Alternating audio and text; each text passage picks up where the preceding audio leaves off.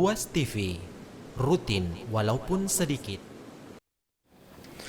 Bismillahirrahmanirrahim. Assalamualaikum warahmatullahi wabarakatuh.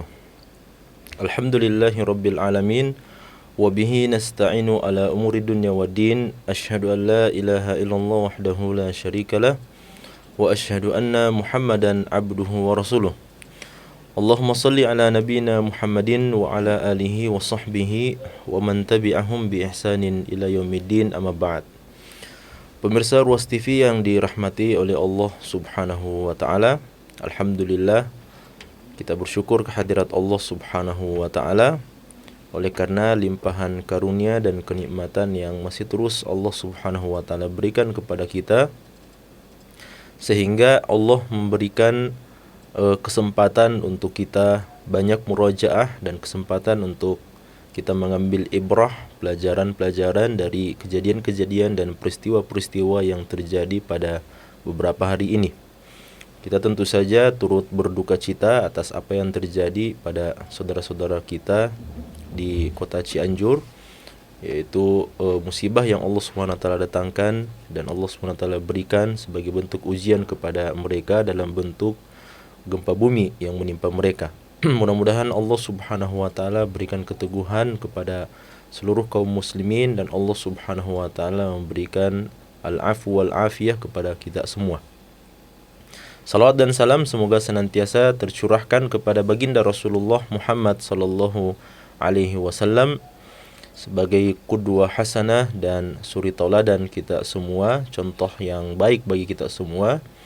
Sebagaimana sabda Rasulullah sallallahu alaihi wasallam atau sebagaimana firman Allah Subhanahu wa taala dalam Al-Qur'an, laqad kana lakum fi Rasulillahi uswatun hasanah. Sungguh telah ada pada diri Rasulullah sallallahu alaihi wasallam suri tauladan yang baik bagi kita semua.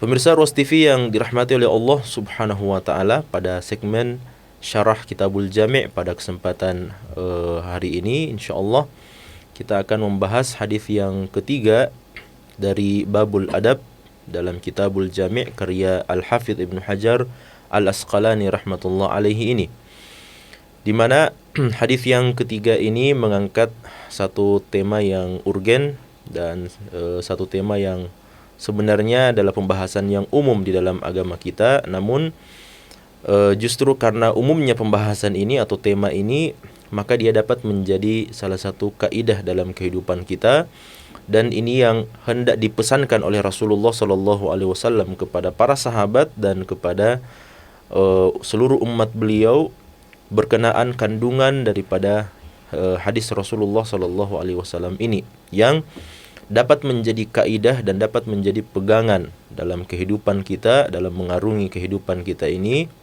agar kemudian kita bisa mengetahui betul seperti apa langkah-langkah yang kita hendak pijakkan dalam kehidupan kita ini, agar kemudian kita mendapatkan tuntunan dari Allah Subhanahu wa taala, baik itu yang bersumber dari Al-Qur'an ataupun dari hadis Rasulullah sallallahu alaihi wasallam. Tema kita pada kesempatan ini berbicara tentang hakikat kebaikan dan dosa di sisi Allah Subhanahu wa taala. Kalau kita berbicara tentang kebaikan, maka tentu saja ada banyak dalil dan ada banyak nas-nas, baik itu dari Al-Quran ataupun hadis-hadis Rasulullah SAW yang berbicara tentang kebaikan dan yang berbicara tentang perbuatan dosa. Terkadang ada dalil-dalil atau ayat-ayat Al-Quran ataupun hadis-hadis Nabi SAW yang menyebutkan tentang contoh-contoh kebaikan itu, dan begitu pula dengan contoh-contoh keburukan dalam kehidupan kita. Namun di antara sekian banyak dalil yang berbicara tentang kebaikan dan dosa, maka hadis Rasulullah sallallahu alaihi wasallam ini adalah merupakan kaidah utama ya untuk kita bisa mengetahui seperti apa kebaikan itu dan seperti apa perbuatan dosa itu. Dan inilah yang menjadi urgensi hadis ini, karena dari sekian banyak dalil-dalil baik itu dari Al-Qur'an ataupun hadis Nabi sallallahu alaihi wasallam, ya kebanyakan hadis-hadis tersebut ataupun ayat-ayat tersebut berbicara atau mengangkat contoh-contoh dari kebaikan-kebaikan dan contoh-contoh dari keburukan-keburukan ataupun dosa-dosa itu. Sedangkan kaidah ini atau sedangkan hadis ini akan menjelaskan kepada kita bagaimana kaidah dalam perbuatan kebaikan itu dan bagaimana kaidah dalam perbuatan dosa. Ya, dengan kaidah ini kita bisa mengetahui dan kita bisa mengidentifikasi apakah perbuatan yang akan kita lakukan ini merupakan kebaikan ataukah perbuatan yang kita lakukan ini merupakan dosa di sisi Allah Subhanahu wa taala. Nah, ini sangat penting.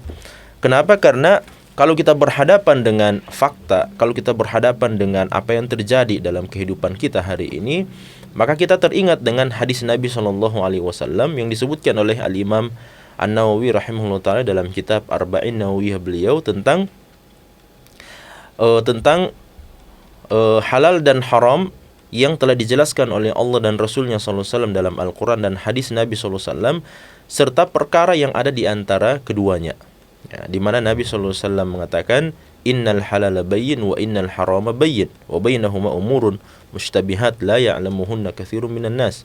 Sesungguhnya perkara halal di dalam agama kita itu sudah jelas, dan perkara haram dalam agama kita juga sudah jelas, dijelaskan oleh Allah dan Rasulnya sallallahu alaihi wasallam dalam Al-Quran dan hadis Nabi. Akan tetapi kata Nabi, wa bainahuma umurun mushtabihat. Di antara perkara halal dan haram itu ada perkara-perkara yang mushtabihat, yang samar-samar. Ada perkara yang syubhat. La ya'lamuhunna katsirun minan nas, yang mayoritas umat manusia tidak mengetahui apa hukum dan hakikat daripada syubhat itu. Nah, sehingga ketika kita berhadapan dengan banyak peristiwa, ketika kita berhadapan dengan banyak kondisi, banyak keadaan dalam kehidupan kita, baik itu secara individual ataupun secara kolektif, ya, ketika kita hidup bermasyarakat, maka ada banyak hal yang terjadi di hadapan kita, ada banyak hal yang terjadi dalam kehidupan kita, yang ketika kita kembalikan kepada Al-Quran dan hadis Nabi SAW serta perkataan para ulama kita, maka terkadang kita tidak menemukan penjelasan-penjelasan berkenaan tentang masalah tersebut. Karena apa? Karena memang itu adalah masalah yang kontemporer. Itu adalah masalah yang nazilah, yang baru terjadi dalam kehidupan kita, yang baru terjadi di masa kita ini. Sehingga apa? Sehingga membutuhkan pengetahuan agar kemudian kita bisa mengetahui apakah perkara ini adalah merupakan hal yang dihalalkan di dalam agama kita atau dia justru adalah perkara yang diharamkan di dalam agama kita. Nah, sehingga hadis yang ketiga dari Kitabul Jami' ini akan menjelaskan kepada kita bagaimana kaidah untuk mengetahui kebaikan itu dan seperti apa kaidah untuk mengetahui perbuatan dosa di sisi Allah Subhanahu wa taala. Hadis yang disebutkan oleh Al-Hafidz Ibnu Hajar Al-Asqalani rahimahullah ta'ala di dalam Kitabul Jami' ini adalah hadis yang diriwayatkan dari sahabat yang mulia. Kata beliau, Anin Nawas ibni Sam'an Al-Ansari radhiyallahu ta'ala anhu maqala, dari An-Nawas bin Sam'an Al-Ansari, semoga Allah meridhai keduanya, beliau mengatakan, Sa'altu Rasulullah sallallahu alaihi wasallam anil birri wal ithmi. Saya pernah bertanya kepada Rasulullah sallallahu alaihi wasallam tentang kebaikan dan dosa. Faqala, maka Rasulullah sallallahu alaihi wasallam menjawab, al-birru, kebaikan itu, husnul khuluq, adalah akhlakul karimah. Wal ithmu, sedangkan dosa itu, ma haka fi sadrika wa karihta an yattali'a alaihi nas. Dosa itu, kata Nabi sallallahu alaihi wasallam, adalah sesuatu yang menyempitkan hatimu dan engkau tidak senang apabila umat manusia mengetahui hal itu.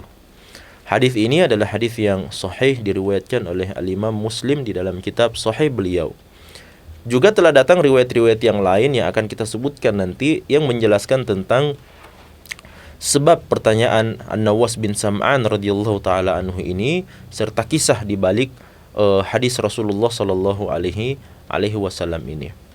Namun sebelum kita lebih jauh menjelaskan tentang hadis yang mulia ini, kita mesti kenal dulu siapa itu An-Nawas bin Sam'an Al-Ansari radhiyallahu taala anhu. Karena ada kisah yang menarik sebenarnya dari sahabat yang mulia ini.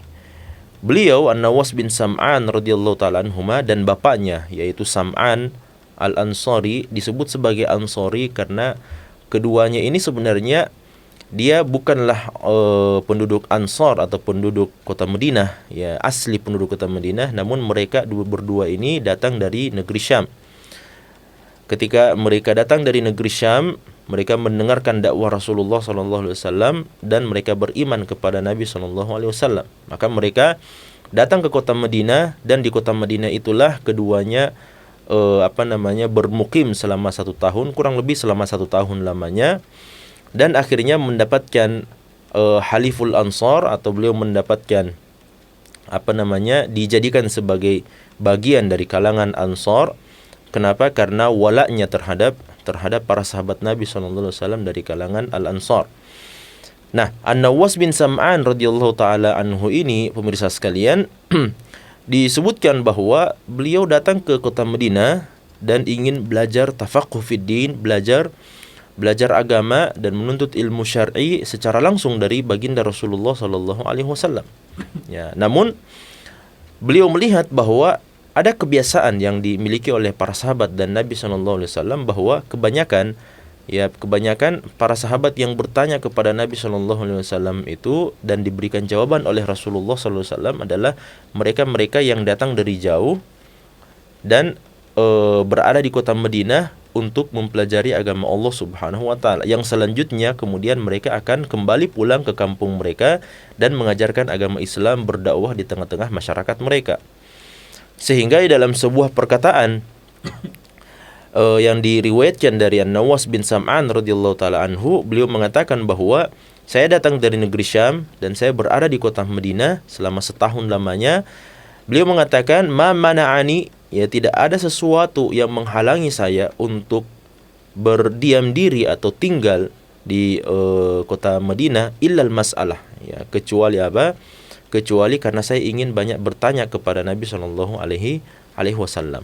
Dalam artian bahwa ketika Nabi sallallahu alaihi wasallam ditanya oleh 2 orang sahabat misalnya, yang satunya adalah orang Ansar sendiri atau orang Muhajirin sendiri yang memang sudah tinggal di dalam kota Madinah, sedangkan yang bertanya yang satunya ini adalah pendatang dari luar kota Madinah, maka yang akan didahulukan oleh Nabi sallallahu alaihi wasallam adalah mereka yang pendatang dari luar kota Madinah. Kenapa? Karena sebentar mereka hanya akan berdiam diri selama beberapa lama di dalam kota Madinah, bertanya kepada Nabi SAW dan belajar langsung dari Nabi. Setelah itu mereka akan kembali ke kampung halaman masing-masing.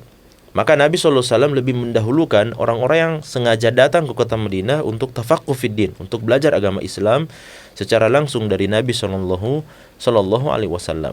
Makanya itu Nawas bin Sam'an ini, dia akhirnya mukim di kota Madinah selama kurang lebih 1 tahun bersama ayahnya, dan beliau banyak belajar langsung dari Nabi Shallallahu Alaihi Wasallam. Ya, meskipun hadis yang diriwayatkan dari beliau yang diambil oleh orang yang datang setelah Nawas bin Sam'an radhiyallahu taala anhu hanyalah sebanyak 17 hadis saja yang beliau riwayatkan dari Rasulullah Sallallahu Alaihi Wasallam. Namun di antara hadis-hadis yang diriwayatkan oleh Nawas bin Sam'an ini, maka satu hadis yang sangat mulia yang menjadi pegangan bahkan menjadi kaidah, ya, dibuat oleh para ulama kita yang datang sepeninggal Nabi SAW. Mereka menjadikan hadis Nabi SAW yang diriwayatkan oleh Nawas bin Sam'an ini sebagai salah satu kaidah yang utama di dalam agama Islam. Apa kaidah itu? Ketika Nawas bin Sam'an bertanya kepada Rasulullah SAW tentang kebaikan dan perbuatan dosa di sisi Allah Subhanahu wa taala. Nah, disebutkan dalam riwayat yang lain, pemirsa sekalian, bahwasanya ketika Nawas bin Sam'an datang kepada Nabi Sallallahu Alaihi Wasallam, maka dalam riwayat itu diceritakan bahwa Allah Subhanahu Wa Taala menunjukkan mukjizatnya kepada Rasulullah di hadapan Nawas bin Sam'an Al-Ansari radhiyallahu taala anhuma. Di mana ketika Nawas bin Sam'an datang kepada Nabi dan dia hendak bertanya kepada Rasulullah SAW tentang kebaikan dan keburukan, sebelum Nawas bin Sam'an sempat bertanya dan berbicara kepada Nabi SAW, mengutarakan pertanyaan beliau kepada Nabi SAW, maka Rasulullah SAW bada abihi, beliau yang terlebih dahulu memulai perkataan, ya, atau memulai percakapan dengan Nawas bin Sam'an. Maka Nabi SAW kemudian mengatakan, "Ji'tani, engkau datang kepada saya, tas'aluni 'anil birri wal ithmi." Engkau akan bertanya kepada saya tentang kebaikan dan keburukan. Bukankah seperti itu, wahai Nawas? Maka Nawas bin Sam'an radhiyallahu ta'ala anhu kemudian menyampaikan, betul ya Rasulullah. Ya, saya datang kepada Anda pada kesempatan ini untuk bertanya kepada Anda tentang kebaikan dan keburukan. Apa itu kebaikan dan apa itu perbuatan dosa di sisi Allah Subhanahu wa ta'ala.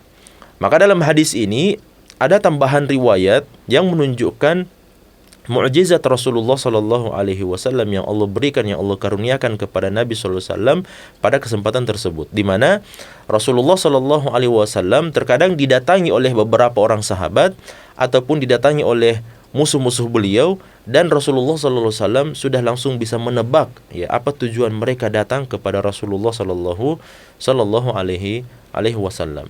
Nah, oleh karena itu, ini di antara mukjizat wahyu yang Allah SWT berikan kepada Nabi, mukjizat yang Allah berikan kepada Nabi SAW, di mana Allah Subhanahu wa taala memberikan informasi perkara yang gaib yang tidak mungkin diketahui oleh Nabi SAW kecuali berdasarkan wahyu dari Allah Subhanahu wa taala. Karena mustahil Nabi SAW bisa mengetahui isi hati dari para sahabat beliau. Ya, mustahil Nabi SAW bisa mengetahui isi hati dari umat manusia kecuali setelah mereka menyampaikan dan mengutarakan isi hati mereka, kemauan mereka, keinginan mereka, dan tujuan mereka datang menemui Nabi SAW. Namun ketika Nabi SAW bisa mengungkapkan tujuan mereka datang dan bertemu dengan Nabi SAW, maka itu merupakan bukti bahwasanya Rasulullah SAW adalah orang yang diutus oleh Allah Subhanahu wa taala dan mendapatkan wahyu serta mukjizat dari Allah Subhanahu wa taala. Kemudian ketika An-Nawas bin Sam'an telah datang kepada Nabi SAW, maka beliau bertanya, "Ji'tuka, saya datang kepadamu ya Rasulullah untuk bertanya tentang kebaikan dan perbuatan dosa." Maka Nabi SAW mengatakan, "Al-birru husnul khuluq wal ithmu ma haka fi sadrika wa karihta an yattali alaihin nas." Nah, sebelum kita jelaskan tentang kaidah atau isi kandungan dari hadis ini, pemirsa sekalian, ada faedah yang lain dari hadis ini, bahwasanya An-Nawas bin Sam'an radhiyallahu taala anhu mengajarkan kepada kita dalam hadis ini betapa pentingnya untuk kita bertanya kepada orang yang berilmu. Nah, kita semuanya sudah mengetahui firman Allah Subhanahu wa taala, di mana Allah Subhanahu wa taala mengatakan, "Wa ma arsalna qablaka," dan kami tidak mengutus sebelum engkau wahai Muhammad, ya, illa rijalan nuhi ilaihim, kecuali mereka dari kalangan laki-laki. Ya, dalam artian bahwa ayat ini ingin menjelaskan kepada kita bahwa semua nabi dan rasul Allah Subhanahu wa taala itu datang atau diutus oleh Allah Subhanahu wa taala dari kalangan jenis laki-laki, dan tidak pernah ada seorang nabi ataupun rasul yang diutus oleh Allah Subhanahu wa taala dari kalangan perempuan.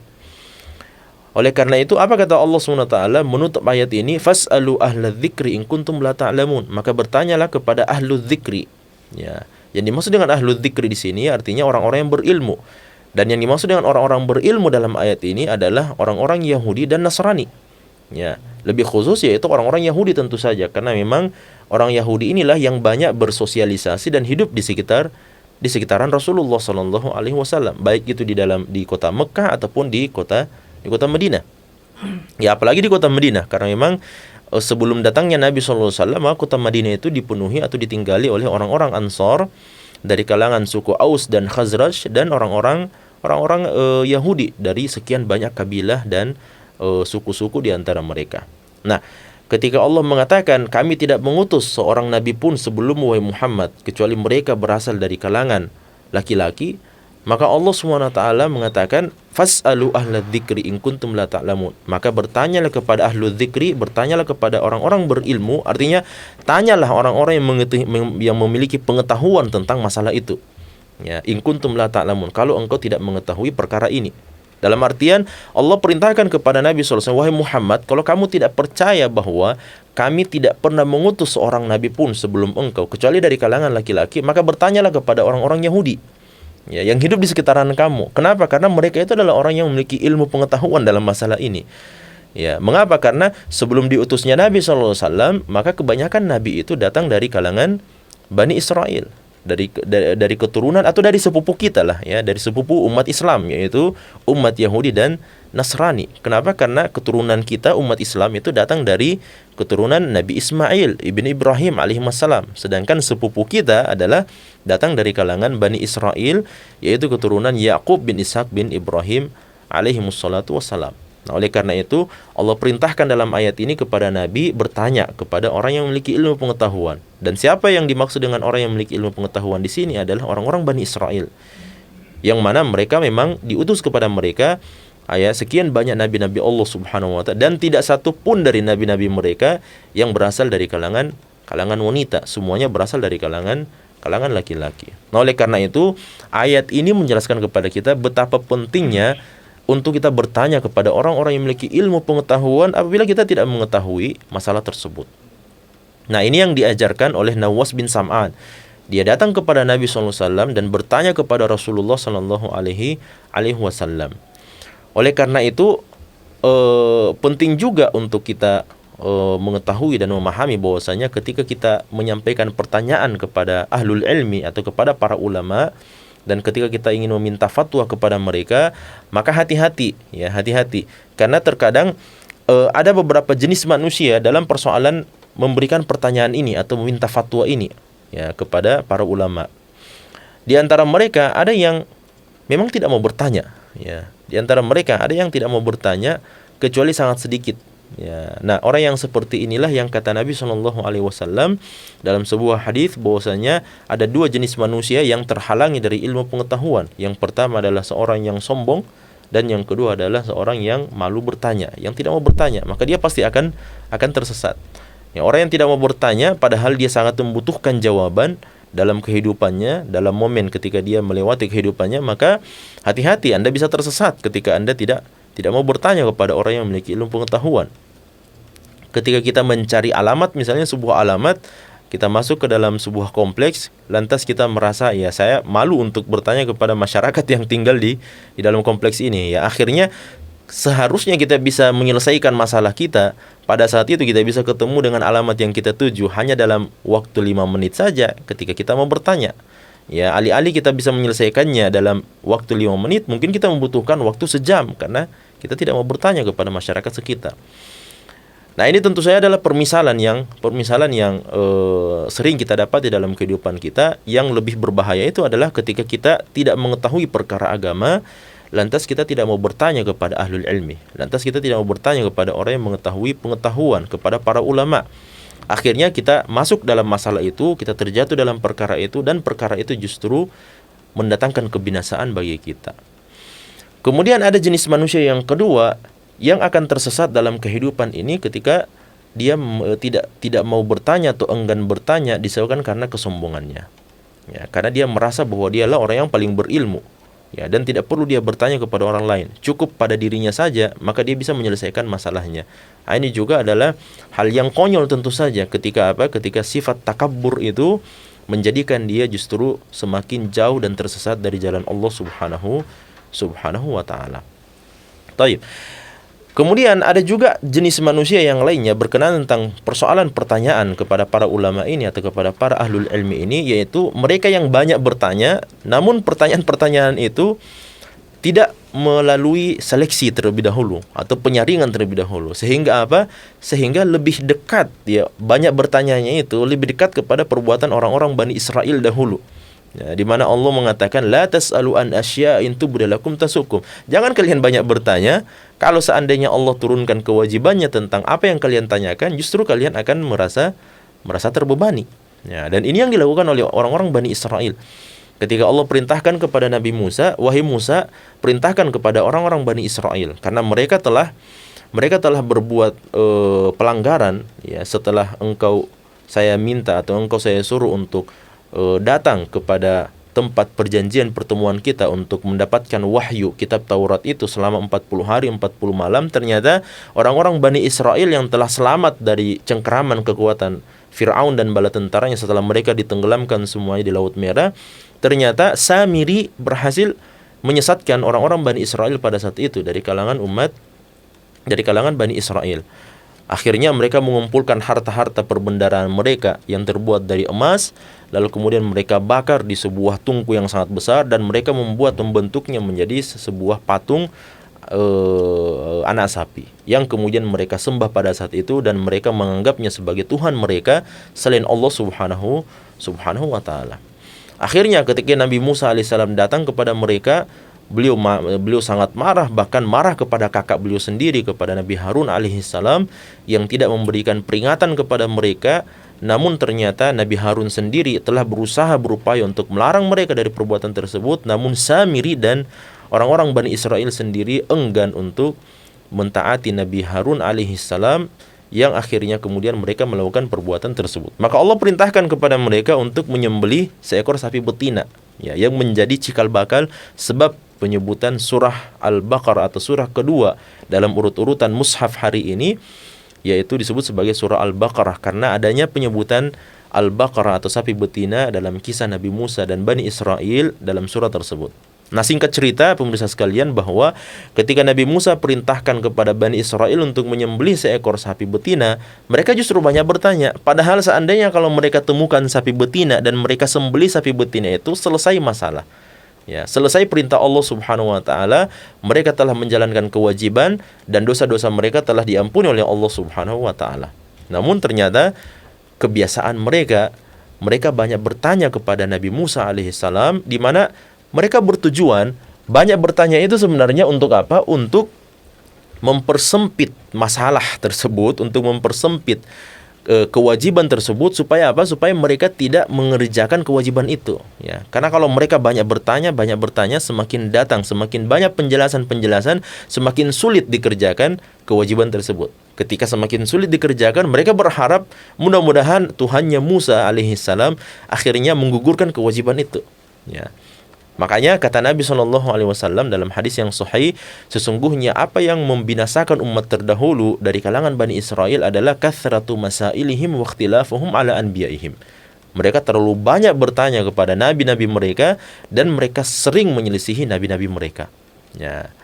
Jadi tujuan utama mereka sebenarnya mereka ingin menyelisihi perintah para nabi-nabi Allah SWT kepada mereka. Bagaimana cara mereka untuk menyelisihi perintah para nabi tersebut adalah dengan banyak bertanya. Semakin mereka banyak bertanya, semakin datang penjelasan dari Allah Subhanahu wa taala, semakin banyak penjelasan dari Allah Subhanahu wa taala, semakin sulit mereka kerjakan perintah tersebut. Ketika semakin sulit mereka kerjakan perintah itu, maka mereka berharap mudah-mudahan itu bisa menjadi jalan supaya mereka tidak mengerjakan perintah itu. Makanya mereka bertanya, wahai Musa, mintalah, berdoalah kepada Tuhanmu, ya, untuk dijelaskan bagaimana ciri-ciri, bagaimana usianya sapi betina itu. Ya, maka datang perintah dari Allah SWT, usianya tidak terlalu tua, usianya tidak terlalu muda, akan tetapi pertengahan di antara itu. Bagaimana dengan warnanya? Ya, bagaimana dengan apa yang dikerjakan oleh sapi betina itu? Ya, tidak digunakan untuk membajak sawah, tidak digunakan untuk apa-apa dan seterusnya. Maka hampir-hampir saja mereka tidak bisa mengerjakan perintah Allah Subhanahu wa taala itu disebabkan karena sulitnya bagi mereka untuk mendapatkan seekor sapi betina yang disebutkan ciri-cirinya oleh Allah Subhanahu wa taala dalam ayat-ayat pada surah Al-Baqarah itu. Nah, kita kembali kepada pembahasan kita bahwasanya banyak orang terkadang yang memiliki segudang pertanyaan, tapi pertanyaan itu tidak memberikan ilmu yang yang banyak manfaat bagi kita sendiri ataupun bagi orang yang lain. Sebaliknya seharusnya yang benar itu adalah ketika kita ingin bertanya, maka kita saring terlebih dahulu pertanyaan-pertanyaan tersebut. Ya, lalu ketika kita menyaringnya, maka kita melihat dan memilah dan memilih serta memperhatikan mana di antara pertanyaan-pertanyaan tersebut yang paling penting dan paling urgen untuk kita tanyakan kepada seorang ahlul ilmi, kepada seorang ulama yang kita anggap bahwa pertanyaan ini akan mendatangkan manfaat yang sangat besar bagi kita sendiri dan akan mendatangkan manfaat yang sangat besar bagi orang yang lain. Ya. Oleh karena itu, inilah yang dilakukan oleh An-Nawas bin Sam'an dalam hadis ini. Beliau datang kepada Nabi SAW dengan membawa satu buah pertanyaan yang mana manfaat dari pertanyaan ini berdasarkan jawaban Nabi SAW akhirnya memberikan perubahan yang sangat luar biasa dalam kehidupan umat Islam dan memberikan kaidah yang sangat luar biasa dalam kehidupan umat Islam sejak zaman Nabi SAW sampai dengan hari ini hingga datangnya hari kiamat. Inilah yang menjadi kaidah utama untuk mengetahui hakikat daripada kebaikan dan hakikat daripada perbuatan dosa di sisi Allah Subhanahu wa taala. Nah, ketika Nabi SAW ditanya, wahai Rasulullah, apakah itu kebaikan dan apa itu perbuatan dosa? Maka Nabi SAW menjawab, al-birru husnul khuluq wal ithmu ma haka fi sadrika wa karihta an yattali alaihi nas. Nabi SAW menjelaskan bahwa kebaikan itu adalah akhlakul karimah, sedangkan perbuatan dosa itu adalah sesuatu yang terasa sempit di dalam hatimu dan engkau tidak senang apabila umat manusia mengetahui perkara tersebut. Pemirsa sekalian dirahmati oleh Allah SWT, berbicara tentang kebaikan, maka Allah Subhanahu wa taala di dalam ayat-ayat Al-Qur'an menjelaskan tentang ya kebaikan itu. Namun kalau kita melihat kebaikan atau albirru yang Allah Subhanahu wa taala sebutkan di dalam Al-Qur'an, maka para ulama kita mengomentari maksud daripada albirru di situ bukan sekadar kebaikan saja. Ya, maksud daripada albir di sini bukan hanya sekedar kebaikan saja. Namun albirru yang dimaksud dengan albir di sini adalah puncak daripada kebaikan. Ya, yang dimaksud dengan albir di sini adalah puncak daripada kebaikan. Makanya Allah Subhanahu wa taala menyebutkan dalam salah satu ayat di dalam Al-Qur'an, Allah Subhanahu wa taala berfirman, "Lan tanalul birra hatta tunfiqu mimma tuhibbun." Ya, engkau tidak akan sampai pada derajat albir. Ya, yang dimaksud dengan albir di sini adalah puncak daripada kebaikan itu hatta tunfiqu mimma tuhibbun, sampai engkau menginfakkan harta atau apa-apa yang engkau cintai. Ya. Padahal sebenarnya kalau kita menginfakkan harta kita dari harta yang tidak kita cintai misalnya, maka itu juga bagian daripada infak, bagian daripada sedekah. Namun ada sesuatu infak yang jauh lebih utama daripada sekedar memberikan infak saja, yaitu ketika kita memberikan infak, memberikan sedekah, memberikan pemberian dari harta-harta ataupun perbendaharaan yang kita miliki, dan dia adalah sesuatu yang paling kita cintai. Dia adalah sesuatu yang paling kita cintai. Ya. Nah, oleh karena itu ketika Nabi SAW mengajak para sahabat Nabi SAW untuk berinfak, untuk menyiapkan persiapan pasukan-pasukan Rasulullah SAW yang akan berangkat ke peperangan Tabuk pada tahun ke-9 Hijriah. Ini adalah peperangan yang paling terakhir dilakoni oleh Nabi dalam kehidupan beliau, dan ini adalah peperangan yang paling jauh dari tempat tinggal Nabi SAW, yaitu di Tabuk. Dan ini adalah peperangan yang paling berat dilakukan oleh Nabi SAW karena dilakukan di musim yang sangat panas pada saat itu. Dan ini adalah peperangan yang paling berat dilakoni oleh Nabi SAW, meskipun jumlah para sahabat hari itu adalah 30.000 orang, namun mereka akan berhadap-hadapan dengan pasukan Romawi yang jumlah mereka 3 kali lipat, sebanyak 100.000 orang yang telah berjalan dari negeri-negeri mereka, dari bangsa Romawi. Mereka datang ke Jazirah Arab untuk membumi hanguskan kota Madinah dan melenyapkan kekuatan kaum muslimin pada saat itu. Maka inilah pertarungan yang sangat luar biasa. Inilah puncak pertarungan dalam kehidupan Nabi SAW. Dimulai dari pertarungan yang paling pertama, yaitu peperangan Badar, lalu peperangan Uhud, lalu setelah itu peperangan kecil yang terjadi di dalam kota Madinah, lalu peperangan antara kaum muslimin dan pasukan Ahzab atau aliansi musuh-musuh Allah Subhanahu wa taala pada tahun ke-5 Hijriah. Setelah itu kemudian peperangan Khaybar, lalu peperangan Fathu Makkah, dan akhirnya berakhir pada peperangan Tabuk. Maka Nabi SAW naik ke atas mimbar, lalu kemudian memberikan semangat motivasi kepada para sahabat Nabi SAW. Beliau mengatakan, "Ayyuhan nas, wahai sekalian manusia, wahai para sahabatku, man jahaza ghaziyan falahul jannah." Kata Nabi SAW, barang siapa yang ingin keluar bersama saya dan dia berkeinginan atau memiliki kemampuan untuk menyiapkan pasukan peperangan ini atau pasukan peperangan Tabuk ini, falahul jannah, fa'adman lahul jannah, maka saya jaminkan bagi dia surga Allah Subhanahu wa taala. Ya, tapi tidak ada di antara sahabat Nabi SAW yang mengangkat tangannya dan mempersiapkan dirinya serta ingin memberikan harta atau menginfakkan harta mereka, sedekah mereka untuk menyiapkan para pasukan Nabi SAW. Tidak satu orang pun. Lalu kemudian Nabi SAW mengulang, beliau mengatakan, "Ayuhan nas, man jahaza ghaziyan falahul jannah, adman lahul jannah." Beliau ulang, kata Nabi SAW, siapa yang menyiapkan pasukan ini sebanyak 30.000 orang ini, menyiapkan pasukan tersebut, menyiapkan kendaraan mereka, menyiapkan persiapan makan minum mereka, menyiapkan pakaian mereka dan seterusnya, maka saya jaminkan bagi mereka surga Allah Subhanahu wa taala. Sebanyak 3 kali diulang oleh Nabi SAW, tidak satu orang pun yang berani mengangkat tangan mereka karena mereka tahu bahwasanya perjuangan yang akan dihadapi ini, perjuangan dalam perang Tabuk adalah perjuangan yang sangat-sangat luar biasa. Perjuangan yang sangat-sangat tinggi kedudukan dan kemuliaannya di sisi Allah SWT sebanding dengan pengorbanan yang akan dikeluarkan oleh para sahabat Nabi SAW. Maka satu-satunya orang yang berdiri pada saat itu adalah sahabat Nabi SAW yang mulia, yaitu Utsman bin Affan radhiyallahu ta'ala anhu. Beliau berdiri di tengah-tengah para sahabat Nabi SAW, seakan-akan beliau adalah sebuah setombak menara, berdiri di hadapan Nabi SAW. Lalu kemudian beliau mengatakan, "Ya Rasulullah, sayalah yang akan mempersiapkan seluruh pasukan kaum muslimin sebanyak 30.000 orang itu. Apapun yang mereka butuhkan, dari kendaraan, dari pakaian perang mereka, dari persenjataan mereka, dari makan dan minuman mereka, maka saya akan menyiapkan semuanya." Pada saat itulah, kata para ulama kita, Utsman bin Affan radhiyallahu taala anhu menginfakkan seluruh harta yang beliau miliki, dari seluruh harta yang beliau simpan, dari seluruh harta yang beliau telah kumpulkan semasa muda beliau dan ketika beliau telah berada di kota Madinah. Semua harta yang beliau kumpulkan semasa hidup beliau pada hari itu diinfakkan di jalan Allah Subhanahu wa taala. Maka apa kata Nabi SAW mendengarkan ucapan Utsman bin Affan bahwasanya Utsman bin Affan akan menginfakkan dan menyiapkan seluruh pasukan kaum muslimin sebanyak 30.000 orang itu, maka Nabi SAW mengatakan, "Ma darra Utsman." Beliau mengatakan, beliau berdoa kepada Allah dan mengangkat kedua tangan beliau SAW. Lalu kemudian berdoa, "Allahumma ighfir li Utsmana ma taqaddama min dhanbihi wa ma ta'akhkhar." Ya Allah, ampunkanlah dosa-dosa Utsman bin Affan, baik itu yang telah lalu dan yang akan datang. Ampunkan semua dosanya.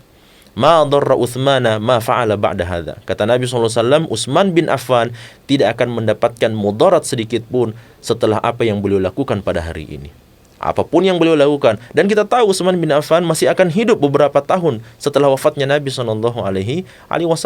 Namun dengan perbuatan Utsman bin Affan pada saat itu, dengan infak yang beliau keluarkan pada saat itu, sebanyak 30.000 orang yang beliau persiapkan untuk perjuangan di jalan Allah SWT, maka apapun yang dilakukan oleh Utsman setelah itu, maka tidak akan memberikan efek sama sekali terhadap keimanan Utsman bin Affan dan keselamatan beliau di sisi Allah Subhanahu wa taala.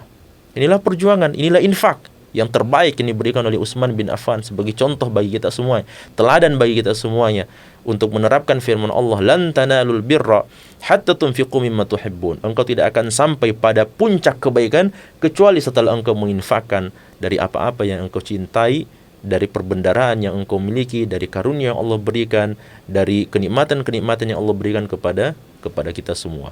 Di dalam ayat yang lain Allah Subhanahu wa taala juga menjelaskan bahwa albir, puncak dari kebaikan itu, ketika Allah mengatakan laisal birru an tuwallu wujuhakum qibalal masyriqi wal maghrib. Kebaikan itu, puncak kebaikan itu bukan hanya sekedar menjalankan ibadah salat saja, bukan. Bukan sekedar kita menghadapkan wajah kita ke arah barat ataupun ke arah timur, bukan. Akan tetapi albir, puncak kebaikan itu adalah ketika kita beriman kepada Allah, kepada kitab-kitabnya, kepada para malaikat, kepada rasul-rasulnya, dan kita memberikan infak, berbuat baik, silaturahim, memberikan bantuan kepada orang yang membutuhkan, orang yang jauh, orang yang dekat, orang-orang yang tertahan sebagai budak-budak, orang-orang yang meminta-minta kepada kita dari kalangan miskin, dari kalangan fakir. Termasuk juga menepati janji kita, kata Allah Subhanahu wa taala. Lalu kemudian bersabar di jalan Allah Subhanahu wa taala ketika kita mendapatkan musibah, ujian, cobaan. Itu semua adalah puncak kebaikan. Kata Allah Subhanahu wa taala, itu semua adalah puncak kebaikan. Oleh karena itu Rasulullah SAW mengatakan kepada kita dalam hadis Nawas bin Sam'ani, dan ini menjadi kaidah pemirsa sekalian, ini menjadi kaidah bahwa albir, puncak kebaikan itu adalah husnul khuluq, adalah akhlakul karimah. Kenapa? Karena tidak akan mungkin, mustahil bagi seorang mukmin untuk mendapatkan puncak kebaikan akhlakul karimah itu kecuali apabila dia telah meniti, membangun satu demi satu bangunan-bangunan kebaikan-kebaikan yang dia lakukan, baik itu ibadah-ibadah yang wajib ataupun ibadah-ibadah yang sunnah, baik itu dengan zikrullah, dengan bersedekah, dengan banyak membantu umat manusia, dan itu semua adalah bangunan-bangunan kebaikan kita, bata demi bata yang kita susun di dalam hati kita, dalam kehidupan kita, pada diri kita, dan akan berujung sampai pada puncaknya nanti ketika seluruh bangunan itu telah selesai kita bangun dengan sekian banyak ibadah-ibadah kepada Allah SWT, maka akan berujung menjadi akhlakul karimah. Ya. Sehingga apa? Sehingga ibadah-ibadah kita, kebaikan-kebaikan kita, hasanat kita, ketaatan-ketaatan kita kepada Allah Subhanahu wa taala, itulah yang nanti kelak akan mengkristal dalam kehidupan kita dan akan mewujud menjadi akhlakul karimah. Ya. akan berujung dan menjadi tombak dalam kehidupan kita sebagai akhlakul karimah. Maka kita tidak akan mungkin menemukan seorang yang baik akhlaknya, namun ketika kita rujuk dan kembali kepada kehidupan dia dalam ibadah dia, ternyata dia adalah orang yang muqassir, ternyata dia adalah orang yang banyak meninggalkan kewajiban. Tidak. Sebaliknya, orang yang baik ibadahnya, maka kita akan menemukan akhlakul karimah yang akan dia lakukan kepada umat manusia, ya, kepada sesama sahabat mereka, kepada keluarganya dan seterusnya. Ya, meskipun tentu saja ada saja orang yang melakukan ketaatan kepada Allah Subhanahu wa taala, namun ternyata ketaatan itu tidak berujung atau tidak membantu dia untuk berbuat akhlakul karimah. Ada saja orang yang seperti itu. Ya, dan itu terdapat dalam kisah Nabi Shallallahu Alaihi Wasallam, dalam kehidupan Nabi Shallallahu Alaihi Wasallam ketika para sahabat Nabi Shallallahu Alaihi Wasallam ya memuji dan merasa kagum dengan ibadah seorang wanita yang banyak beribadah kepada Allah SWT, banyak menjalankan ibadah puasa sunnah, banyak melaksanakan ibadah salat sunnah, salat nafilah. Namun ternyata kata Nabi SAW, hiya min ahlin nar, dia di antara penghuni neraka Allah SWT. Kenapa? Karena ternyata ibadah-ibadah yang dia lakukan itu hanya secara zahirnya saja. Itu tidak memberikan efek dalam kehidupan dia. Ya, justru dia lebih senang untuk menyakiti umat manusia. Dia banyak berbuat dosa, banyak berbuat kezaliman kepada umat manusia. Sebagaimana hadis Nabi SAW, atadruna manil muflis? Tahukah tidak? Tahu tidak kalian apa itu orang yang bangkrut? Kata para sahabat, al-muflisu fina man la dirham lahu wala mata'. Orang yang tidak memiliki modal lagi dan tidak memiliki harta perbendaharaan lagi.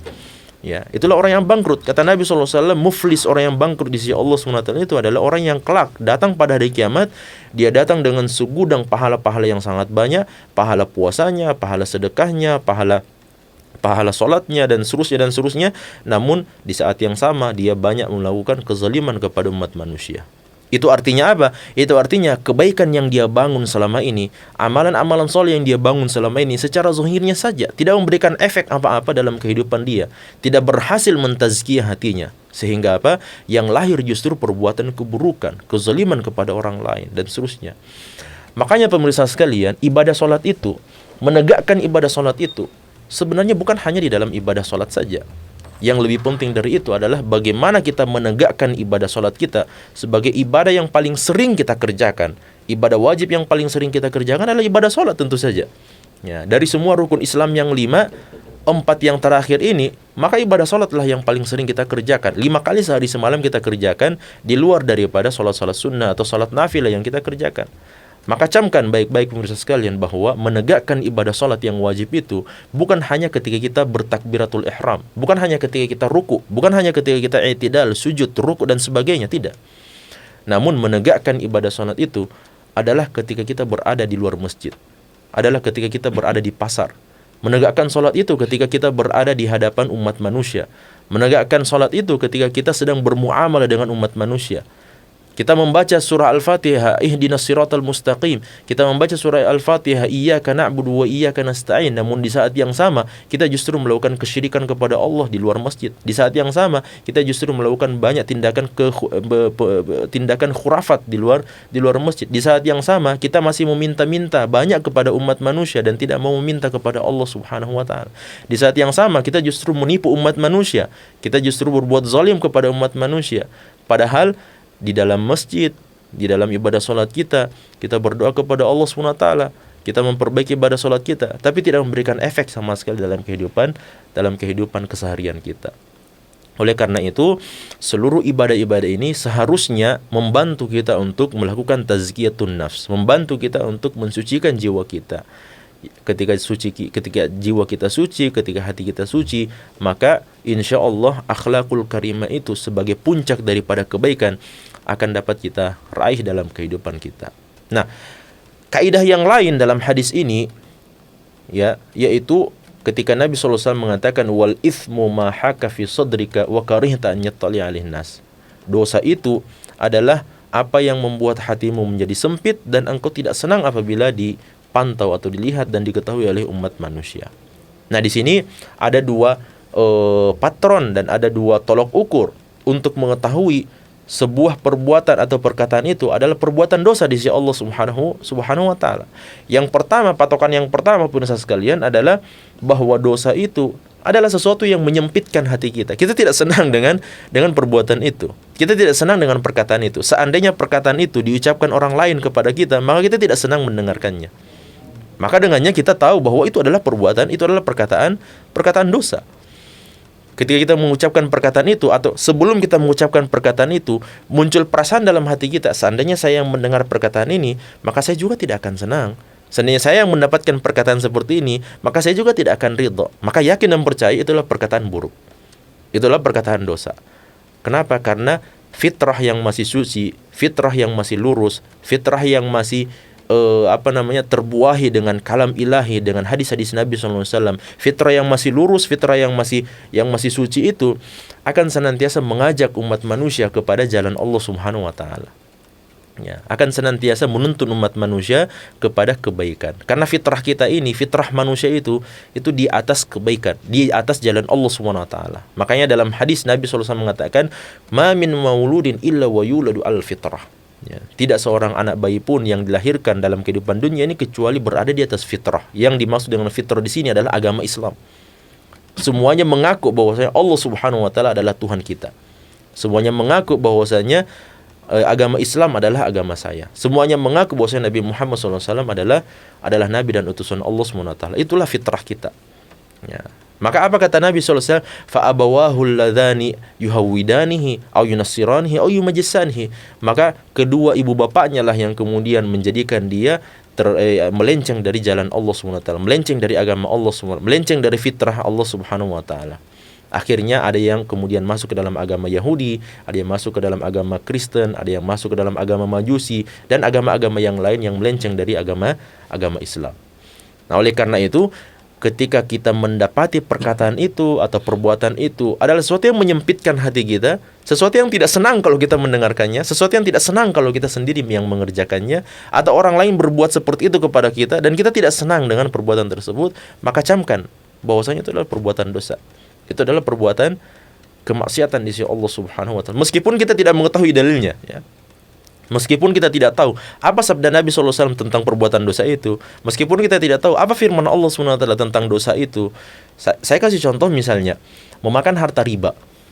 Memakan harta riba itu, ketika kita memberikan pinjaman misalnya, karena riba itu bermacam-macam. Di antara bentuk riba itu adalah riba al-qard. Riba al-qard itu adalah kita berikan pinjaman kepada orang lain, lantas ketika jatuh tempo, seharusnya pinjaman itu sudah diberikan kepada kita.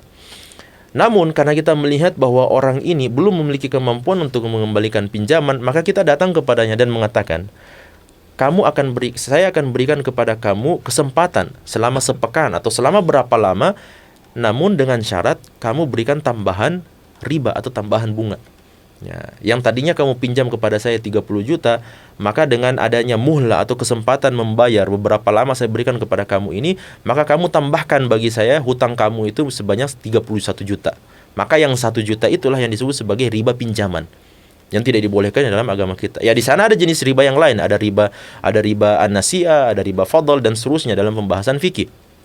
Namun kalau seandainya kita fikir, ya, seandainya kitalah yang menjadi orang yang meminjam itu, ya, dan kitalah yang mengalami kesulitan itu, ya, dan kitalah yang mengalami ketidakmujuran itu. Akhirnya kita harus meminjam kepada orang lain, dan orang itu mempersyaratkan kepada kita, kalau kamu pinjam dari saya, maka kamu harus kembalikan lebih dari apa yang kamu pinjam.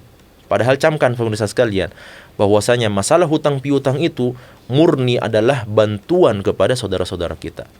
Dia tidak dibangun di atas persoalan al-iwad. Iwad itu artinya adalah bab muamalah di mana kita saling bertukar keuntungan, ya. Seperti misalnya jual beli atau barter misalnya.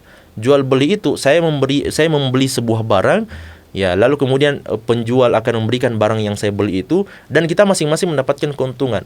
Keuntungan yang saya dapatkan karena saya membeli barang itu dengan harga sekian dan saya berhasil memiliki barang itu. Dan keuntungan yang didapatkan oleh seorang penjual adalah ketika dia menjual barangnya, maka dia mendapatkan keuntungan dari harga modal yang dia keluarkan. Itu disebut sebagai muamalah bil iwad, muamalah dengan saling memberikan keuntungan antara yang satu dengan yang lain. Adapun dalam masalah hutang piutang, maka dia bukan persoalan iwad, dia adalah persoalan tabarru', dia adalah persoalan memberikan bantuan. Ya, jadi hutang piutang itu bukan dibangun di atas untuk mengambil keuntungan, tidak. Ketika kita membangun hutang piutang itu di atas mengambil keuntungan, maka disitulah masuk perbuatan riba al-qard. Yang seharusnya dalam agama kita hutang piutang itu dibangun di atas kebaikan kita, dibangun di atas ihsan kita. Ketika kita membantu saudara kita, wa man yassara ala mu'sirin yassarallahu fid dunya wal akhirah, kata Nabi. Siapa yang membantu orang yang kesulitan dalam kehidupan dunia, Allah akan bantu kesulitan dia dalam kehidupan dunia dan akhirat. Itulah seharusnya yang menjadi patokan kita. Ya, bukan justru mengambil keuntungan di balik kesengsaraan saudara kita ketika mereka membutuhkan pinjaman, justru kita menjadi lintah darat untuk mereka. Waliyadzubillah. Nah, sekarang seandainya kita balik, kitalah yang menjadi orang yang akan mengambil pinjaman itu. Kitalah yang mendapatkan ketidakmujuran, ketidakmujuran dalam kehidupan kita. Akhirnya kita harus pinjam sana sini dan seterusnya. Coba dibayangkan seandainya kita yang harus membayar bunga-bunga yang banyak itu. Yang tadinya kita hanya meminjam 1 juta, justru kita harus mengembalikan sebanyak 1.500.000. Yang tadinya kita mengambil hutang sebanyak 2 juta, kita justru mengembalikan sebanyak 3 juta dan seterusnya. Maka tentu saja itu adalah hal yang tidak akan mengenakan dalam kehidupan kita.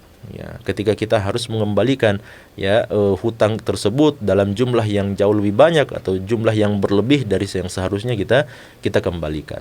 Nah, oleh karena itu dengan kaidah seperti ini, maka kita tahu bahwasanya ketika perkataan perbuatan itu adalah sesuatu yang tidak menyenangkan hati kita, maka hati-hati. Ya, itu adalah perbuatan dosa di sisi Allah Subhanahu wa taala. Kaidah yang kedua kata Nabi, wa karihta an yattali 'alaihin nas. Engkau tidak senang kalau orang lain mengetahui perbuatan tersebut. Ya, dan inilah hukum asal dari perbuatan dosa. Hukum asal perbuatan dosa itu kita tidak senang kalau orang melihat perbuatan dosa kita. Itu hukum asalnya. Waliyadzubillah, hari ini justru kebalikannya. Sekarang sekian banyak orang yang merasa senang, merasa bangga ketika orang lain melihat kita berbuat dosa. Waliyadzubillah. Makanya dalam hadis yang sahih riwayat Bukhari, Nabi mengatakan, kullu ummati mu'afa. Setiap umatku punya potensi mendapatkan pengampunan dari Allah. Selama dia tidak berbuat kesyirikan dan tidak meninggal di atas kesyirikan, maka ada kemungkinan dia mendapatkan ampunan dari Allah meskipun dia adalah pelaku dosa besar. Dalam hadis yang sahih, Nabi mengatakan, syafaati li ahlil kabair min ummati. Saya akan memberikan, ada syafaat khusus yang dimiliki oleh Nabi SAW. Syafaat itu akan diberikan oleh Nabi SAW kepada para pelaku dosa besar dari umat Nabi SAW. Itu berarti bahwa sampai pelaku dosa besar sekalipun memiliki kesempatan di sisi Allah SWT untuk mendapatkan pengampunan atas dosa-dosa besar yang dia lakukan. Tapi ada satu jenis manusia, dia tidak melakukan kesyirikan, tidak melakukan kekufuran, akan tetapi tidak ada kesempatan bagi dia untuk mendapatkan pengampunan sebagaimana yang tadi kita sebutkan. Kata Nabi SAW, kullu ummati mu'afa, setiap umatku mendapatkan kesempatan untuk memiliki kesempatan untuk mendapatkan pengampunan dari Allah, illal mujahirin, kecuali orang-orang yang menampakkan perbuatan dosanya di hadapan umat manusia. Ketika dia berbuat dosa di malam hari dan Allah sudah tutup perbuatan dosa itu, Allah lindungi perbuatan dosa itu, dan Allah SWT tidak membeberkan perbuatan dosa itu kepada orang lain, justru di pagi hari dia yang datang kepada umat manusia dan membeberkan perbuatan dosa yang dia lakukan semalam. Dan itu banyak terjadi hari ini. Dia berbuat dosa di malam hari, keesokan paginya Allah sudah menutup dosa tersebut dan Allah sudah lindungi dosa tersebut, tidak diketahui oleh umat manusia, dan itulah yang kita harapkan. Tapi justru orang itu membeberkan dan menginformasikan perbuatan dosa, baik itu melalui media sosial, melalui Facebook, melalui Twitter dan sebagainya. Dia umumkan kepada seluruh umat manusia bahwa semalam saya berbuat dosa seperti ini dan seperti itu. Inilah jenis manusia yang kata Nabi SAW tidak akan mendapatkan kesempatan untuk diampuni dosa-dosanya oleh Allah Subhanahu wa ta'ala, meskipun dia tidak melakukan perbuatan kekufuran, meskipun dia tidak melakukan perbuatan kesyirikan kepada Allah Subhanahu wa ta'ala. Karena hukum asalnya perbuatan dosa itu adalah sesuatu yang kita benci, dan kita tidak senang apabila umat manusia mengetahui dan melihat kita melakukan perbuatan dosa tersebut. Nah, ini adalah kaidah dalam perbuatan kebaikan dan perbuatan dosa di sisi Allah Subhanahu wa taala. Mudah-mudahan dengan mengetahui kaidah ini semakin membantu kita, menolong kita untuk banyak-banyak berbuat kebaikan di sisi Allah Subhanahu wa taala, dan membantu serta menolong kita untuk senantiasa jauh dari perbuatan kemaksiatan dan dosa kepada Allah Subhanahu wa taala. Ini yang dapat kita jelaskan pada kesempatan kali ini. Mudah-mudahan ada manfaatnya. Subhanakallahumma wa bihamdik, asyhadu an la ilaha anta astaghfiruka wa atubu ilaik. Wa akhiru da'wana alhamdulillahirabbil alamin. Wassalamualaikum warahmatullahi wabarakatuh.